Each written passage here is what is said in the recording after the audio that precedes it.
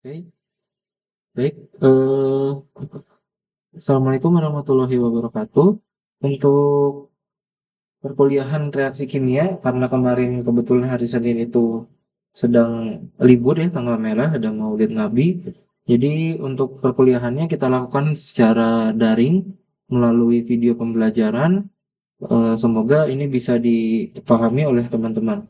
Jadi untuk reaksi kimia sebagaimana yang sudah kita lakukan di laboratorium ya, banyak sekali ciri-ciri dari reaksi kimia itu. Nah, tentu secara teori pun ini teman-teman harus memahami seperti apa reaksi kimia yang terjadi ketika kita mereaksikan satu zat dengan satu zat yang lain sehingga terbentuk suatu produk. Nah, ini ada sedikit pengingat bahwa bahan-bahan kimia ini bereaksi untuk mengalami perubahan, ya. Bahan kimia adalah bahan kimia yang bahan bahan kimia yang terdapat di dalam Erlenmeyer kita ini ketika direaksikan atau ketika kita tambahkan sesuatu, ini akan berubah menjadi sesuatu yang lain. Nah, nanti ini ada reaksi penggabungan atau ada reaksi pemecahan. Nah, nanti kita bisa lihat ya. Nah, pertama-tama ini ada learning outcome-nya. Jadi setelah kuliah ini saya mengharapkan teman-teman bisa memahami teori dari reaksi kimia, lalu bisa menjelaskan ciri dari reaksi kimia, dan yang ketiga sebenarnya ini eh, tidak urgent untuk PPA ya, untuk menyetarakan reaksi kimia, namun nanti akan saya sampaikan bahwa dalam reaksi kimia ini bisa kita tulis dalam satu nomenklatur atau satu aturan yang harus teman-teman penuhi dan harus disetarakan sehingga reaksinya itu antara reaktan dan produk itu berjalan dengan seimbang secara penulisan. Kalau secara reaksi real di alam ya itu sudah pasti mereka akan apa namanya akan menyesuaikan dengan reaksi yang terjadi. Hanya saja dalam penulisan nanti kita akan mencoba melihat bagaimana penyetaraan reaksi kimia tersebut. Nah, ini reaksi kimia kalau secara definisi ya adalah suatu proses di mana satu atau lebih zat atau reaktan diubah menjadi satu atau zat yang berbeda dan menghasilkan produk yang baru atau kita sebut produk. Nah, ini yang di sebelah kiri ini kita sebut dengan reaktan. Reaktan itu adalah apa yang bereaksinya. Apa yang bereaksi. Kalau di kasus ini kita mereaksikan NO dengan O2, nah maka dihasilkan adalah NO2. Nah, ini yang di sebelah kanan ini adalah produk. Nah, jadi teman-teman ketika menuliskan reaksi kimia, ini yang di sebelah kiri ini adalah reaktan. Apa yang bereaksi. Lalu apa yang dihasilkan ada di sebelah kanan dari panah ini, ya. Jadi panah ini menunjukkan dari reaktan menjadi suatu produk. Itu adalah reaksi kimia. Intinya adalah ketika suatu dua zat kimia bertemu, dia akan menghasilkan satu produk baru atau lebih.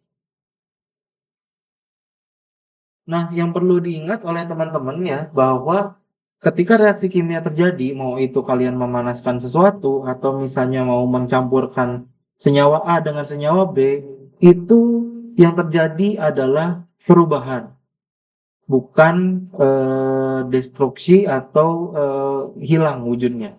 Seperti misalnya nih simpelnya ya, ketika teman-teman memanaskan air, gitu ya, memanaskan air, kita memanaskan air, airnya itu kan lama-lama hilang ya. Coba bisa saya gambarkan mungkin ya.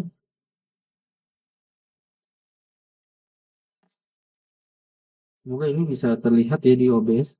Nah, ketika teman-teman memanaskan air ya, katakanlah ini gelas kimia, ini air.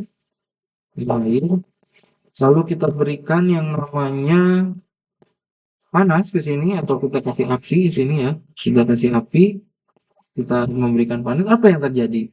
Yang terjadi adalah seolah-olah seolah-olah seolah-olah itu airnya hilang ya. Kalau kita panaskan terus-menerus, seolah-olah airnya hilang sampai akhirnya habis. Tapi pertanyaannya apakah betul air tersebut hilang? Jawabannya adalah tidak. Air itu dia mengalami perubahan wujud. Yang asalnya dia berbentuk liquid, ketika dipanaskan dia akan mengalami perubahan wujud menjadi gas, menjadi uap air sini, gas.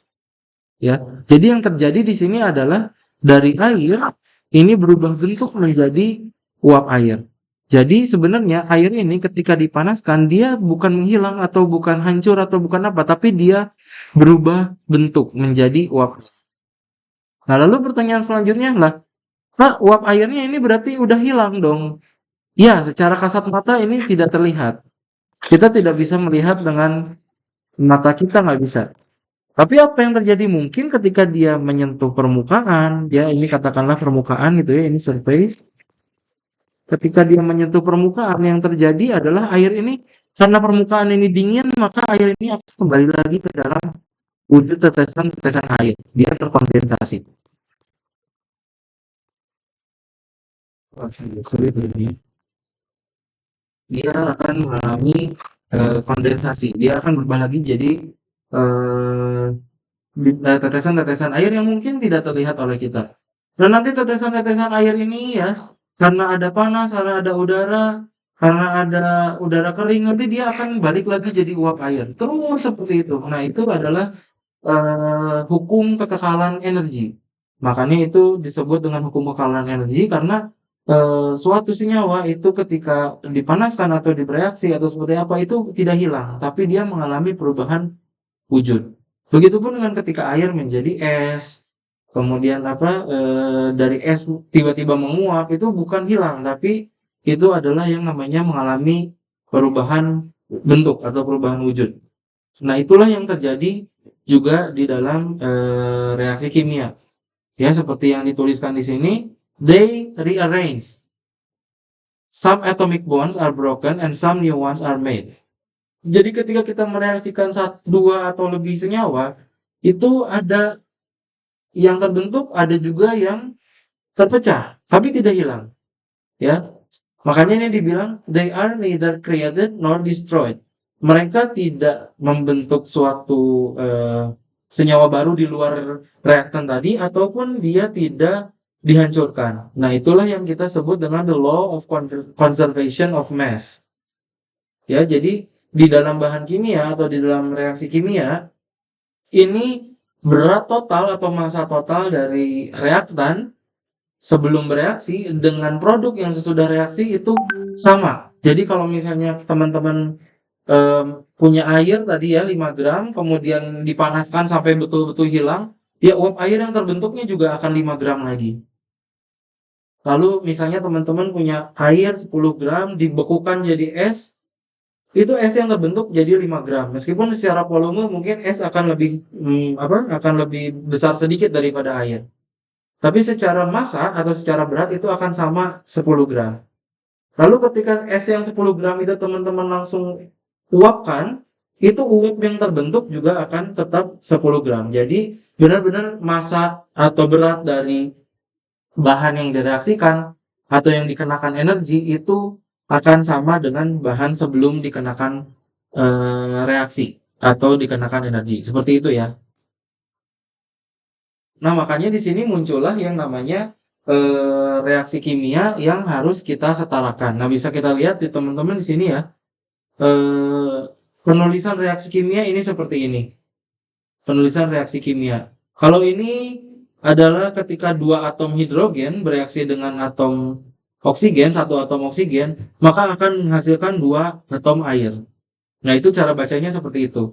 Jadi dalam reaksi kimia itu, kenapa kemarin itu saya memperkenalkan adanya rumus kimia di dalam botol kimia ya, di dalam label kimia, itu karena teman-teman nanti suatu saat atau suatu hari membutuhkan untuk menuliskan reaksi kimia seperti ini. Ya, ini cara bacanya adalah dibaca dari depan dulu di sini. Ini adalah molekulnya, nomor molekulnya. Ini adalah rumus kimianya. Nah, ini H2 ini adalah rumus kimia untuk hidrogen.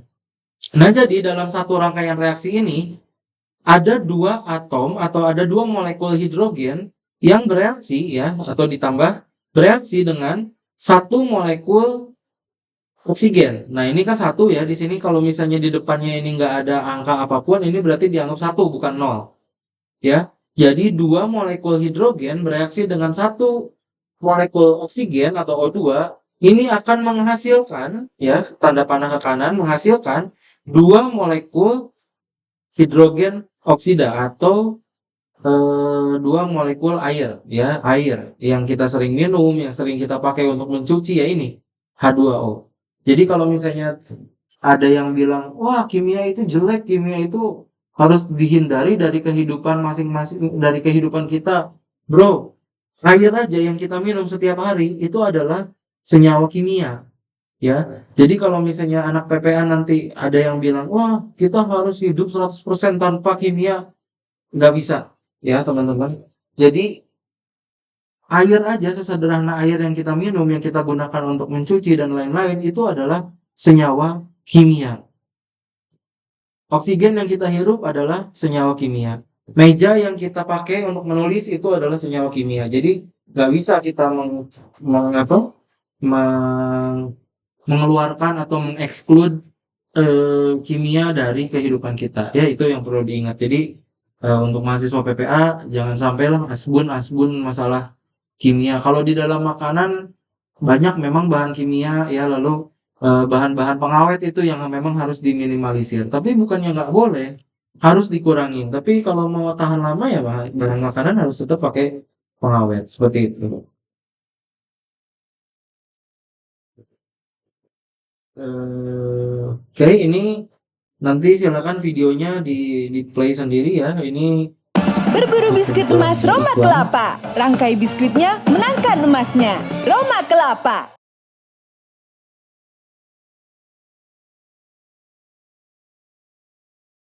Gaya 100% keren. Liburan 100% seru. Belanja 100%.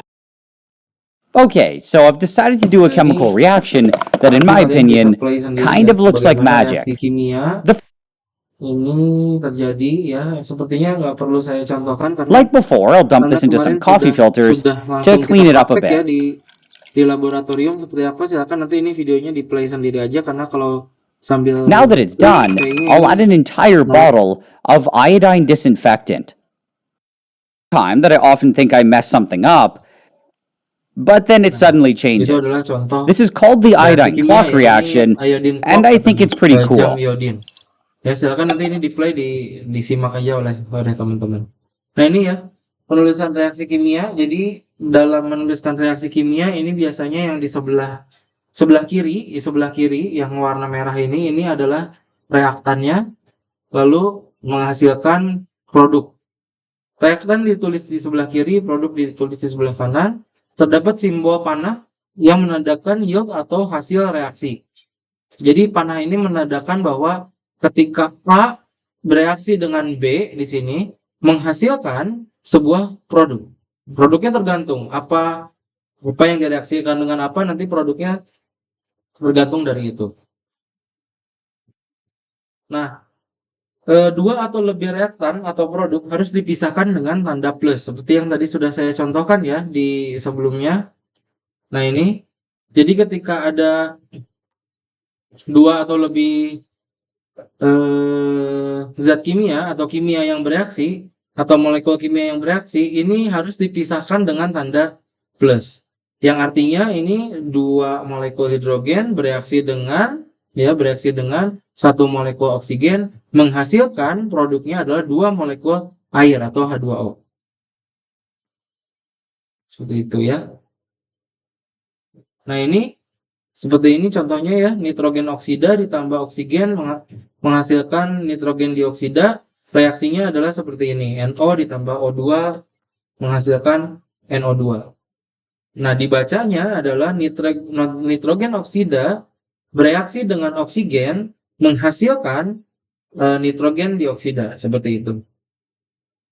Nah, untuk teman-teman, untuk reaksi kimia ini sebenarnya untuk selama pengalaman saya di PPA memang sih teman-teman mulai akan menggunakan reaksi kimia ini adalah ketika nanti teman-teman sudah mulai melaksanakan tugas akhir gitu. Jadi untuk kedepannya ini tidak terlalu urgent untuk diingat, tapi untuk tugas akhir ini sangat penting karena nanti banyak sekali reaksi-reaksi kimia yang ketika teman-teman melaksanakan tugas akhir itu teman-teman harus paham. Nah, makanya di semester 1 ini kami perkenalkan kepada teman-teman gimana sih caranya untuk menulis reaksi kimia yang baik dan benar itu seperti apa, cara membacanya, seperti apa menulis reaktan, seperti apa menulis produk. Seperti itu ya. Jadi memang meskipun tidak di semester depan tidak digunakan terlalu sering, tapi nanti ketika di tugas akhir ini pasti akan digunakan sehingga nanti teman-teman bisa kembali ke video ini atau misalnya ke bahan ajar ini untuk mengingat-ingat kembali seperti apa sih penulisan reaksi kimia. Seperti itu ya. Nah, untuk reaksi kimia ini ya, yang saya contohkan di sini, ini belum setimbang. Kenapa belum setimbang? Karena di sini ya, kalau teman-teman lihat di sini ada O-nya 1. Di sini O-nya ada 2. Ya, berarti ada 3 O di sini ya. Ada 3 O. Bisa nggak ya ditulis-tulisnya di sini?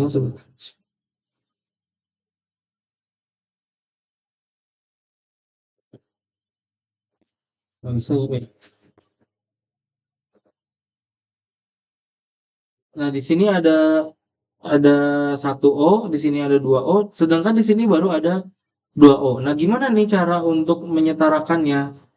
Nah, nanti ada tekniknya untuk menyetarakannya. Bentuk setimbangnya adalah seperti ini. Jadi, kita tambahkan di depan ini yang namanya koefisien. Jadi, ini dibacanya adalah 2 molekul nitrogen oksida bereaksi dengan 1 molekul oksigen menghasilkan 2 molekul nitrogen dioksida. Ya, jadi seperti itu cara bacanya. Nah, untuk menyeimbangkan reaksi, ini yang boleh teman-teman lakukan hanya mengubah yang merah ini nih. Koefisien namanya. Hanya boleh mengubah koefisien ini di depan ini. Nggak boleh teman-teman O-nya ini yang diubah. Nggak boleh tiba-tiba di sini ditambahkan 2 atau misalnya ditambahkan 1/5 atau gimana, nggak boleh. Yang boleh kita lakukan adalah hanya menambah dengan koefisien di depan ini nih, yang warna merah ini. Seperti itu ya. Jadi nggak boleh tiba-tiba teman-teman ada, ya udahlah, saya tambahin aja 2 di sini. Nggak boleh itu. Yang boleh kita lakukan hanya menambahkan koefisien. Nah, seperti ini ya. Contohnya, eh, kita punya C3H8 bereaksi dengan O2 menghasilkan CO2 ditambah H2O. Nah, bisa kita lihat di sini jelas sekali ya bahwa reaksi ini belum setimbang. Belum setimbang itu artinya jumlah atom di sebelah kiri di sini di reaktan ini belum sama dengan jumlah atom yang di sebelah kanan. Contohnya jumlah atom C ya atau karbon di sebelah kiri. Di sebelah kiri ini kita punya 3. Kita punya 3 atom C, sementara di sebelah kanan ini kita baru punya 1. Nah, atom karbon ini yang di kanan sama yang di kiri sama yang di kanan ini harus sama. Jadi kalau di kiri punya 3, di kanan juga harus punya 3. Begitu. Lalu setelah itu kita lihat yang hidrogen, yang H. Di kiri kita punya 8. Sedangkan di kanan kita baru punya 2. Nah, berarti gimana caranya supaya H-nya ini yang di kiri dan yang di kanan itu harus sama? Harus sama. Nah, tadi kan saya bilang kita hanya boleh menambahkan koefisien di depan sini. Kita tidak boleh mengubah yang ininya nih. Angka 3 ini kita nggak boleh ubah, angka 8 ini nggak boleh kita ubah, angka 2 ini kita nggak boleh ubah, angka 2 ini kita nggak boleh ubah. Sama sekali nggak boleh. Jadi yang boleh kita tambahkan adalah hanya koefisien. Di sini. Ya, seperti itu. Lalu untuk O2-nya juga nih ya. Ini juga di sini 2, di sini ada berapa nih? Ada 3. Di sini ada 3. Lalu bagaimana cara menyetarakannya? Nah, ini saya coba perkenalkan sedikit aja ya. Tapi nanti ini tidak akan saya munculkan di ujian. Tapi teman-teman harus paham. Atau minimal melihat bagaimana penyetaraan reaksi kimia. Tadi adalah kita punya C3H8 bereaksi dengan O2. Ini menghasilkan CO2 ditambah dengan saya lupa. O2 ditambah dengan H2O. Nah, coba teman-teman lihat ya, di sini C-nya baru 3, di sini kita punya C-nya 3, di sini kita punya C-nya cuma 1. Di sini hanya ada 8, di sini kita cuma punya 2. Nah, inilah yang harus kita setarakan dengan cara menambahkan yang namanya koefisien di depan sini. Bisa di depan sini, bisa di depan sini, bisa di depan sini koefisiennya, bisa juga di depan sini. Dengan cara menambahkan ini, koefisien. Ini yang saya lingkari merah sekarang, ini sama sekali tidak boleh diubah. Harus tetap, nggak boleh. Yang hanya boleh kita ubah-ubah adalah koefisien yang di sini. Ya, paham ya? Jadi yang di bawah-bawah itu, yang angka-angka kecil itu sama sekali nggak boleh diapa-apain. Oke, sekarang gimana caranya untuk mereaksikan, untuk menyetarakan? Nah, untuk menyetarakan memang ini agak tricky ya. Saya pun masih suka butuh banyak waktu untuk menyetarakan. Tapi trik yang pertama adalah kita lihat dulu atom apa yang hanya ada pada satu reaktan atau hanya ada pada satu produk. Kalau misalnya O nih ya, kayak O nih. O ini kan dia ada di 2 tempat. Ada di produk di reaktan memang cuma satu tempat nih di sini aja. Tapi kalau misalnya di produk ya ini kita ini reaktan, ini produk gitu ya. Kalau di produk kan O ini ada di 2 tempat nih. Nah, kalian jangan mulai dari yang ada di 2 tempat karena nanti akan repot. Ketika kamu menyeimbangkan yang ini, nanti ini berubah. Nanti ini berubah. Ketika ini diubah lagi, nanti ini yang berubah. Ininya haknya repot. Jadi jangan dulu mulai dari yang ada di 2 tempat. Kita mulai dulu yang ada hanya di satu tempat. Misalnya adalah C. Nih, di reaktan C ini hanya ada di sini ya. Di produk C ini hanya di sini. Oke, berarti kita bisa mulai dari sini. Sekarang kita lihat di sebelah kanan atau di sebelah kiri, di sebelah reaktan kita punya C-nya ada 3. Sebelah kanan kita punya 1. Berarti kekurangan berapa C-nya? Kekurangan 3. Sehingga kita bisa menambahkan 3 di sini. Nah, cara bacanya ini adalah 3 ini nanti dikalikan ke sini. Jadi sekarang di sebelah sini ya, yang di sini. Ini sekarang kita kalau sudah ditambahkan ini ya, sudah ditambahkan koefisien, maka sekarang yang kita punya di sebelah sini adalah 3 atom C dan 6 atom O. Karena ini 3 ini dikalikan ke sini, dikalikan juga ke sini. Dikalikan. Kalau yang tidak ada ini 1 ya dianggapnya ya. Jadi sekarang kita punya 3 atom C, 3 dan 6 atom O di sebelah sini. Oke, lalu sekarang apa lagi yang hanya di satu tempat? H, hidrogen. Kita punya 8 di sini. 8 atom hidrogen. Di sini cuma punya 2 atom. Berarti butuh berapa koefisiennya? Nah, caranya adalah 8 sama dengan 2 kali X. X itu adalah yang di sini. Harus dikali berapa sih? 2 ini supaya dapatnya 8. Nah, pindah ruas ya atau disetarakan, jadi sehingga kita dapat X itu adalah 8 dibagi dengan 2. Sama dengan itu. Jadi di sini kita harus menambahkan 4 sebagai koefisien.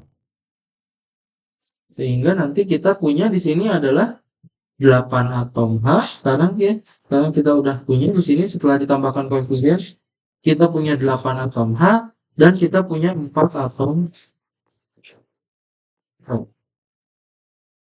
Selesai. Masalahnya sekarang adalah O-nya. Di sini kita punya 2 atom O. Sementara di sebelah kanan, di sebelah produk kita punya 6 ditambah dengan 4. Berarti kita di sini punya 10 atom O. Nah, berarti kalau misalnya seperti ini, kalau tadi yang ditambahkan adalah di produk, berarti sekarang yang kekurangan O yang mana? Yang kekurangan O adalah yang di reaktannya atau di sebelah kiri. Nah, kan kita juga kalau misalnya kita memiliki uang lebih kan kita pasti ngasih gitu ya, bukan kita yang menerima. Nah, ini juga sama, ketika ada satu ruas atau misalnya reaktan yang kekurangan O-nya, maka yang kita tambahkan koefisien adalah yang kurang. Karena di sini 10, berarti bukan di sini kita nambahin O-nya, tapi kita tambahkan koefisiennya di O yang sebelah kiri atau di reaktan. Nah, caranya sama tadi. Caranya adalah kita perlu berapa O-nya? Oh, kita perlu 10 O-nya.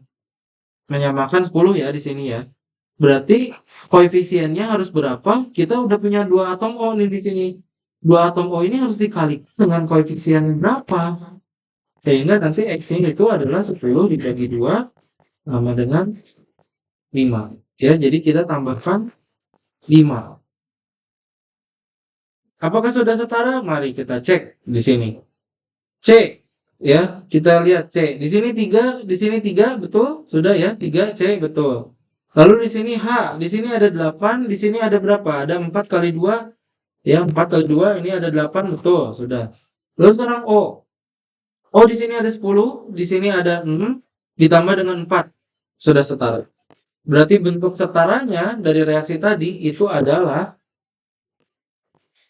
C3H8 ditambah 5 O2 kan menghasilkan 3 CO2 tambah dengan 4 H2O.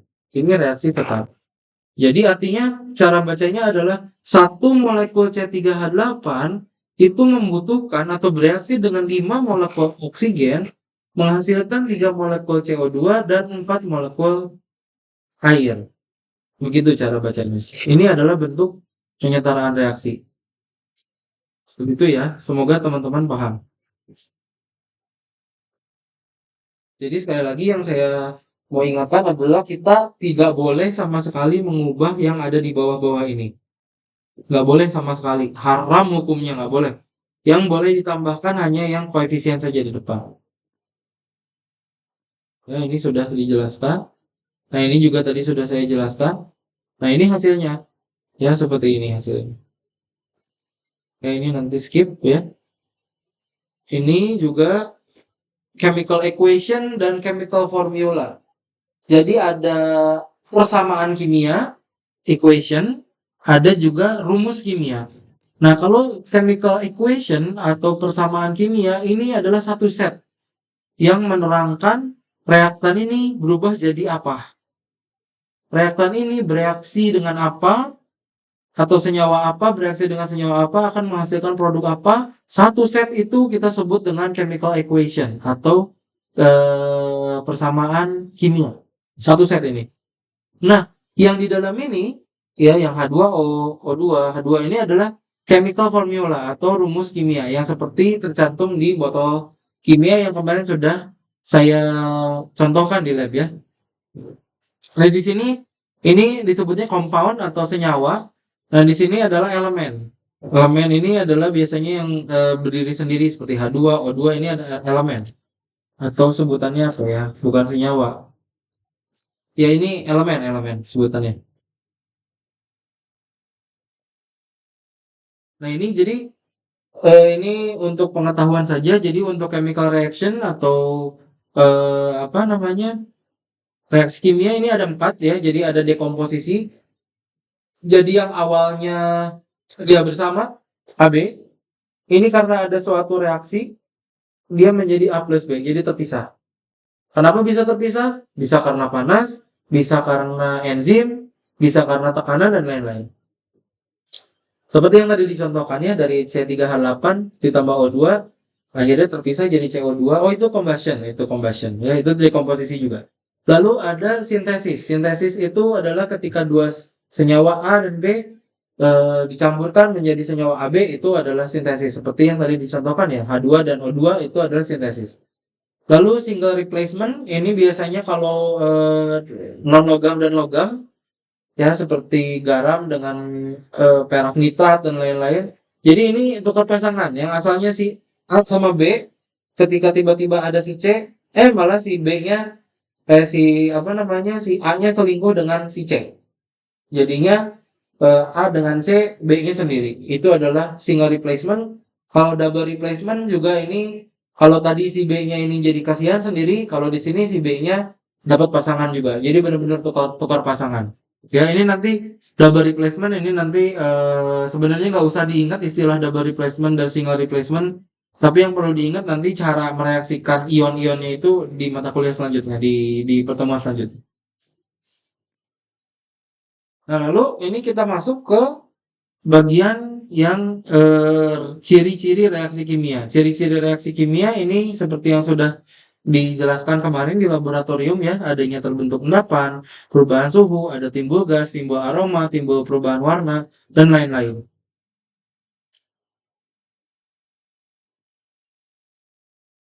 Nah, ini saya di sini sudah menyediakan berbagai macam contoh video yang yang menunjukkan reaksi kimia tersebut ya. Tapi karena kalian sudah praktikum, jadi kalian sudah kebayang seperti apa. Tapi nggak apa-apa, ini videonya silakan nanti disimak saja. Bagaimana video reaksi kimia ini disimak, silakan. Nah, untuk tugas ya, karena ini kuliahnya juga tidak offline. Nah, untuk tugas ini saya berikan studi kasus ya. Studi kasusnya ini adalah, ini silakan dikerjakan sesuai kelompoknya, kelompok 135. Silakan dikerjakan. Lalu ini nanti dibuat presentasi dalam format video. Ya, jadi nanti dibuat presentasi dalam format video, di-upload di Instagram masing-masing kelompok. Seperti itu. Nah, untuk kelompok 135, ini untuk kelas A dan B sama. Jadi kasusnya adalah, bukan kasus sih sebenarnya, ini sebenarnya adalah discovery learning ya, bagaimana kalian menemukan sesuatu. Jadi kalau orang-orang yang vegan atau vegetarian ini, mereka yang sama sekali tidak mengkonsumsi makanan hewan, atau makanan dari hewani, itu mereka juga ternyata masih mengkonsumsi daging, tanda petik daging, atau disebut dengan daging palsu. Nah, daging palsu ini dibuatnya itu adalah dari tumbuhan tentu ya, karena mereka kan tidak memakan protein atau tidak memakan sumber-sumber makanan hewani, itu dibuat dari tumbuhan. Nah, biasanya daging palsu ini atau daging analog kita sebutnya ya, ini biasanya dibuat salah satunya dari yang namanya TSP atau Textured Soy Protein, TSP. Nah, TSP ini didapatkan dengan cara pertama-tama adalah kita membuat dulu yang namanya isolat soy protein atau ISP. Nah, isolat soy protein ini adalah suatu bentuk awal di mana nanti dengan mesin extruder itu ditarik di sedemikian rupa sehingga nanti disusun sehingga menyerupai serat-serat daging. Nah, yang harus teman-teman pelajari adalah dan harus ditampilkan di dalam videonya adalah apa sih sebenarnya isolate soy protein itu dan bagaimana cara membuatnya gitu. Selain itu juga teman-teman harus menjelaskan reaksi kimia yang terjadi ketika mengolah atau mendapatkan isolat soy protein atau isolat protein kedelai. Itu reaksi kimia yang terjadinya apa? Itu tolong dijelaskan secara rinci ya untuk kelompok 135. Karena ini sangat-sangat membantu pemahaman teman-teman mengenai reaksi kimia yang dimanfaatkan dalam dunia agroindustri. Seperti itu. Jadi ketika membuat isolat protein kedelai atau isolat soy protein, ini seperti apa caranya? Dilakukannya bagaimana, lalu reaksi yang terjadi seperti apa. Dan teman-teman untuk kelompok 135 ini wajib memasukkan yang namanya reaksi isoelektrik. Silakan dicari, silakan dipahami, sehingga harapan saya nanti teman-teman dari pembelajaran ini mendapatkan atau bisa membayangkan, oh ternyata begini loh pemanfaatan reaksi kimia itu. Ternyata reaksi kimia itu penting loh, nggak hanya di lab aja. Karena kan kita sebenarnya untuk PPA itu nggak hanya melulu di lab. Kita ada juga yang bekerja di lapangan, ada juga yang bekerja sebagai formulator, ada juga yang bekerja sebagai research and development, dan lain-lain. Nah, itu penting sekali untuk menjadi landasan atau fundamental teman-teman untuk membuat atau untuk mengembangkan suatu produk baru dengan memahami reaksi-reaksi kimia. Nah, salah satunya adalah pembuatan TSP atau ISP ini dengan memanfaatkan reaksi kimia. Reaksinya apa? Silakan teman-teman cari, silakan buat dalam bentuk PPT ya, PPT atau slide silakan dibuat, lalu dipresentasikan, setiap anggota kelompok wajib muncul mukanya, lalu diupload di Instagramnya masing-masing. Oke? Itu untuk kelompok 1, 3, dan 5. Nah, untuk kelompok 2, 4, 6 ini adalah fenomena yang sedang heboh sekali ya. Ini sekali lagi saya disclaimer dulu, tidak membawa-bawa politik ke dalam kelas ya. Tapi ini adalah yang terjadi di Indonesia sekarang, adalah pemerintah sedang menyiapkan produk yang dinamakan susu ikan. Karena kemarin itu kan salah satu program dari salah satu paslon itu adalah makan siang gratis yang dilengkapi atau dibersamai dengan susu gratis. Nah, ternyata usut punya usut, memang secara anggaran atau secara apa itu untuk mendatangkan sapi dari India atau dari apa itu anggarannya masih belum masuk, sehingga untuk mengatasinya adalah pemerintah sedang mempersiapkan alternatif susu, yaitu berupa susu ikan. Apakah salah? Enggak. Apakah itu tidak terpuji? Enggak juga, karena ya seperti ini, ketika ada suatu masalah, kita memang harus menyiapkan solusinya.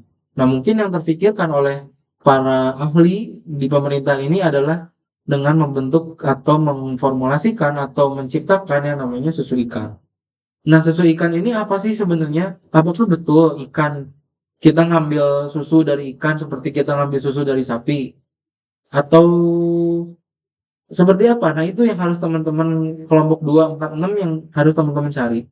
Seperti apa sih susu ikan itu dibuat? Kalau bisa ditampilkan videonya, kalau bisa dilihatkan, karena sepertinya ada ya di YouTube, seperti apa. Lalu sama dengan kelompok 135, dijelaskan juga secara rinci reaksi kimianya apa yang terlibat di dalam pembuatan susu ikan ini.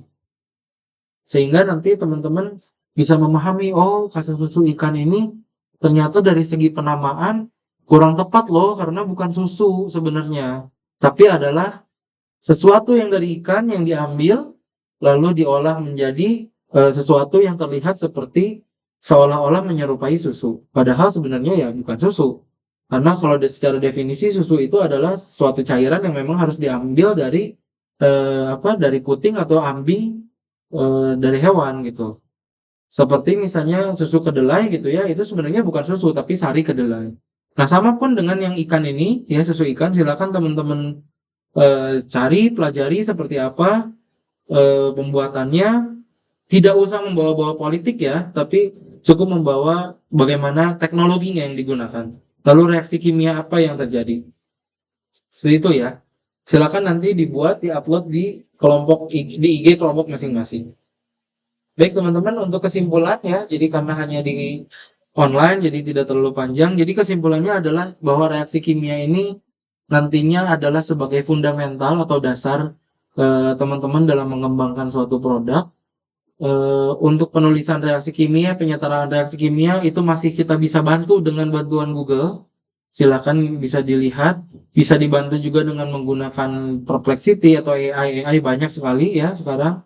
Itu bisa digunakan alatnya, tapi tentu harus tetap kita cek. Namun yang penting untuk teman-teman pelajari di sini adalah reaksi-reaksi kimia itu adalah fundamental atau dasar-dasar dari ketika kita akan mengembangkan produk. Ya, makanya untuk reaksi kimia ini di mata kuliah biokimia nggak bisa kami skip, karena ya reaksi-reaksi tersebut adalah fundamental bagi teman-teman dalam mengembangkan produk. Ya sama aja dengan studi dengan kasus yang susu ikan ini. Ya itu juga orang berpikirnya dari, oh ya udah, kita memanfaatkan reaksi kimia, ya kita terapkan kepada pembuatan susu ikan ini, ya jadilah susu ikan ini. Ya banyak sekali produk-produk agroindustri yang memanfaatkan reaksi kimia ya, misalnya seperti ini nih. Misalnya seperti ketika karet direaksikan dengan asam semut. Itu dari latex segar itu akan menggumpal menjadi lateks yang menggumpal, karet-karet gumpalan itu. Lalu ketika kita akan membuat tape ya, itu yang terjadi reaksinya adalah reaksi fermentasi, nanti akan bertemu dengan mikrobiologi, itu juga merupakan reaksi kimia plus mikrobiologi. Lalu ketika teman-teman mengembangkan kue atau ketika teman-teman mengoven kue, dia naik kan, mengembang. Nah, itu adalah reaksi kimia. Ketika baking powder ini dari yang asalnya NaHCO3 berubah bentuk menjadi H2O dan CO2 yang menyebabkan kue yang kita panggang jadi mengembang. Lalu selain untuk membuat produk juga kita bisa melihat indikasi kerusakan pada suatu produk. Misalnya ketika snack yang kita punya itu jadinya yang awalnya aromanya bagus gitu ya, baunya bagus, tiba-tiba setelah disimpan 1 minggu, kok tiba-tiba jadi bau tengik. Nah, itu ada reaksi kimia di situ. Ya, di situ ada reaksi kimia. Lalu misalnya teman-teman punya susu UHT atau misalnya susu segar disimpan lama di luar kulkas, tiba-tiba sudah menggumpal, tiba-tiba sudah jadi asam, itu juga reaksi kimia yang disertai dengan aktivitas mikroorganisme.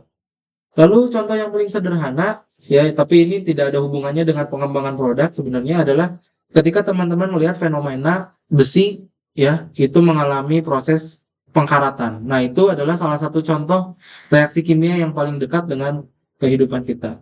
Jadi seperti itu. Jadi reaksi kimia ini meskipun sangat simpel sekali, namun dalam nanti tugas akhir, dalam pembentukan produk-produk lain, itu sangat diperlukan pengetahuan fundamental ini. Tapi untuk mereaksikan untuk penyetaraan reaksi dan lain-lain itu masih bisa dibantu dengan Google. Ya, seperti itu. Untuk tugas nanti silakan dibuat, saya beri waktu 2 minggu ya, jadi sampai Oktober diberikan waktu 2 minggu, silakan selengkap-lengkapnya, sepenasaran-penasarannya, buatlah diri kamu penasaran dengan kasus yang saya kasih ini, buatlah diri kamu ingin tahu, sehingga nanti yang ditampilkan itu menjadi lengkap dan bagus juga. Oke, untuk ini sepertinya tidak usah ya. Silakan nanti untuk video ini akan saya upload di LMS. Untuk kuliahnya sekian. Saya tutup. Wassalamualaikum warahmatullahi wabarakatuh. Waalaikumsalam.